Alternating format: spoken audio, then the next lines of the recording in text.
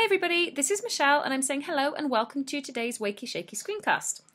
This week I want to go back and have a little think about systems, which really when I'm talking about systems I'm going to talk about grammar and tense systems.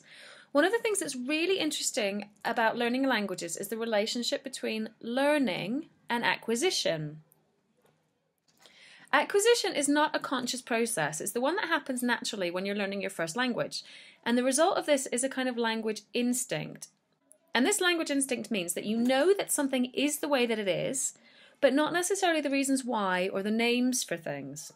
Learning is a little bit different. This happens when you're conscious and you're taking steps to progress or to fill in gaps or to actually move forwards in the language that you're studying. This means that you can explain sometimes why things are the way that they are because you can see how the blocks of language work together and you can give them names, you can give them the correct labels, and you can see how everything functions together. So often you know why things are the way that they are. So that's one of the differences.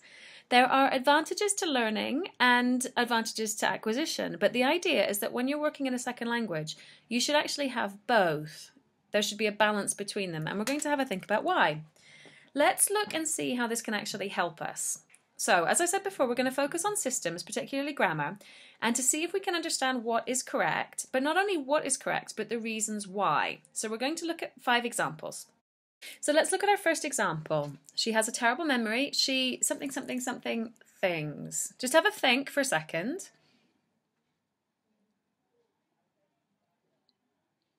Okay. I am sure that you picked C. But the question is why. Okay, but let's think about why C is the best example. She has a terrible memory. She's always losing things. We use this structure, always, plus the present continuous, to talk about things that are a little bit annoying, habits that are a little bit annoying. If we weren't complaining, we would say she always loses things. But if we're complaining a little bit because it's irritating, we use the continuous. She's always losing things. Okay, let's look at the next example. I'm not sure what this word...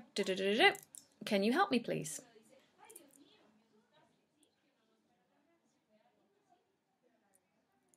Okay, I'm sure you picked D. Okay, D is the best example because this verb, mean, to mean, is a stative verb, and that means that we don't usually use it in the present continuous or in continuous structures. Okay, so that's the reason that it's D and not A. B is in the past, C is in the future, so in this sentence it doesn't really work. Okay. All right, next example. William Shakespeare, something, plays that are still performed today, hundreds of years after his death. Okay. All right, I'm sure you picked B. Do you know the reason why? Let's look at the next example. By the time we arrived, the plane, something.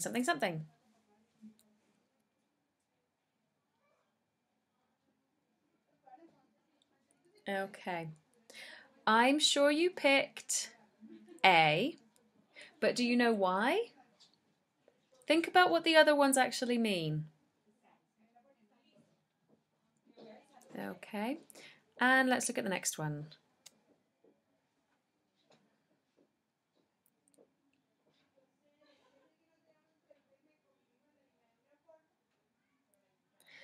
Okay, and it's going to be D.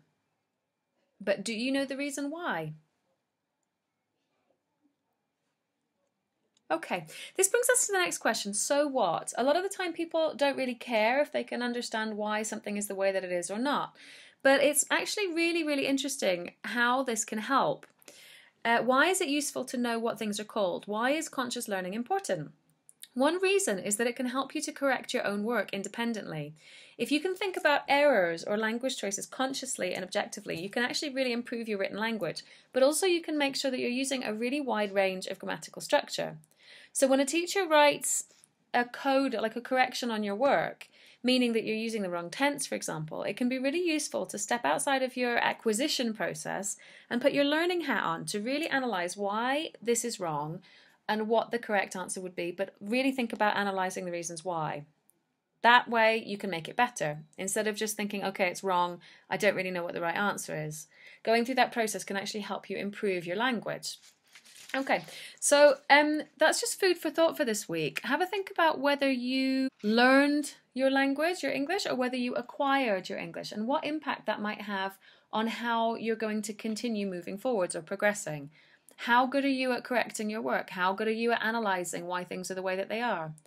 Okay, so that's it for now. I'm sending a big cheeky grin your way and saying a big cheeky ciao for now. Have a great week.